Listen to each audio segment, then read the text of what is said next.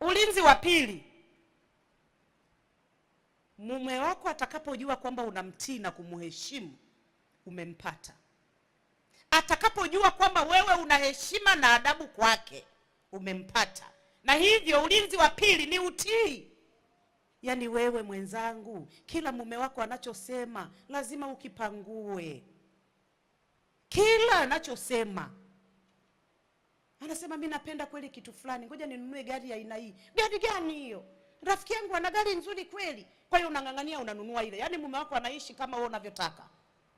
Mume wako ni kichwa, muache awe kichwa nyumbani ili uishi vizuri. Kwa hiyo jambo la pili ni utii. Jambo la tatu, mdomo. Mdomo wako. Wimbo ulio bora 4 fungu la 11 linasema, bibi harusi, midomo yako yadondoza asali.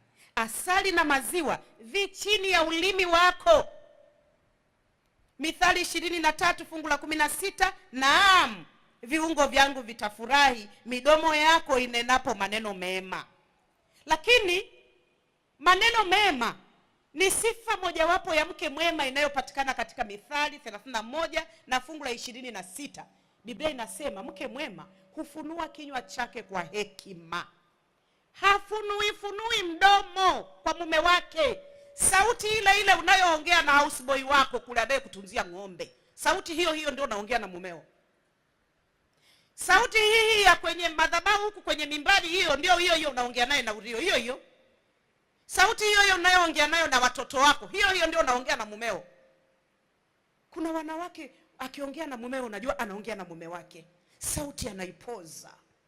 Halafu mwingine, baba fulani, unarudi sasa ngapi? Huyu mwanamke nini huyu? Ulimi. Fumbua kinywa chako kwa hekima mbele ya mume wako.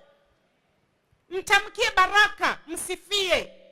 Unajua si bure kuna watu wanaogelea kwenye wimbi la umaskini. Kwa sababu ndio maneno anayomnenea mume wake. Na bora uwe una hela tutuone utahonga nini. Umepatia? Mtakuwa hamna wote. Mke kazi yake ni kubariki. Amekuletea dagaa na nyanya 2 na kitunguu kidogo. Shukuru. Mungu akubariki mume wangu. Asante umeleta hivi. Na unavipika ukiimba vinyimbo, vidagaa ukikaa, acha kabisa vitamu. Wewe maneno ya baraka humpi mume wako. Nani atampa? Bariki mume wako. Mwite mwambie, baba, njoo nikubariki mume wangu. Mbariki.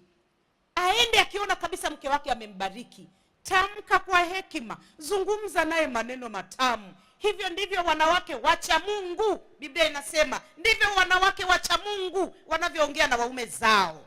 Yaani kabla watu hawajafaidi matunda ya wokovu wangu, wa kwanza anayestahili kufaidi ni mume wangu na watoto wangu, ndipo natoka hivi kwa watu.